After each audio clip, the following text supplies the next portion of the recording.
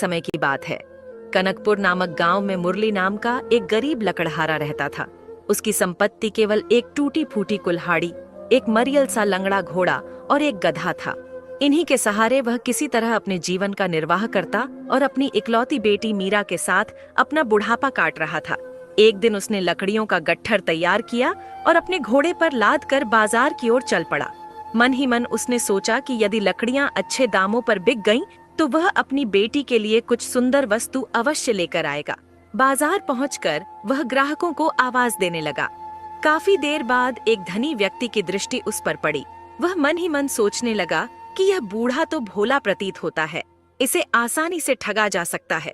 उसने मुरली से लकड़ियां खरीदने का नाटक किया और 2 चांदी के सिक्के उसके हाथ में रख दिए। सौदे की शर्त में उसने चालाकी से यह जोड़ दिया कि लकड़ियां जैसी हों वैसी ही उसे मिलेंगी। भोलेपन में मुरली ने यह मान लिया, किंतु जैसे ही उसने घोड़े से लकड़ियां उतारनी चाहीं, धनी ने उसे रोक दिया और कहा कि सौदे की शर्त के अनुसार लकड़ियों के साथ घोड़ा भी उसी का हो गया है।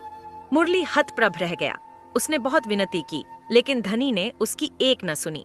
भीड़ इकट्ठी हुई और मामला सरपंच के पास पहुंचा। सरपंच, जो धनी का मित्र था, उसने भी अन्यायपूर्ण निर्णय सुनाया और कहा कि सौदे की शर्त के अनुसार घोड़े पर अब मुरली का कोई अधिकार नहीं। असहाय मुरली आंसुओं से भरी आंखों के साथ घर लौटा। जब उसने अपनी बेटी को सारा हाल सुनाया तो मीरा ने पिता का साहस बढ़ाया। उसने कहा कि भगवान के घर देर है पर अंधेर नहीं। अगले दिन प्रातः मीरा ने स्वयं लकड़ियों का गट्ठर गड्ढे पर लादा और बाजार की ओर चल पड़ी।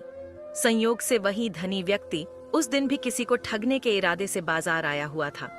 उसकी नजर मीरा पर पड़ी और उसने सोचा कि जैसे कल घोड़ा मिला था, वैसे ही आज गधा भी उसके हाथ लग जाएगा। उसने मीरा से लकड़ियों का सौदा किया और वही पुरानी शर्त रखी, लकड़ियां जैसी हों वैसी ही मिलेंगी। किंतु मीरा ने बुद्धिमानी से जवाब दिया कि पैसे भी उसी हाल में दिए जाएंगे जैसे वे होंगे।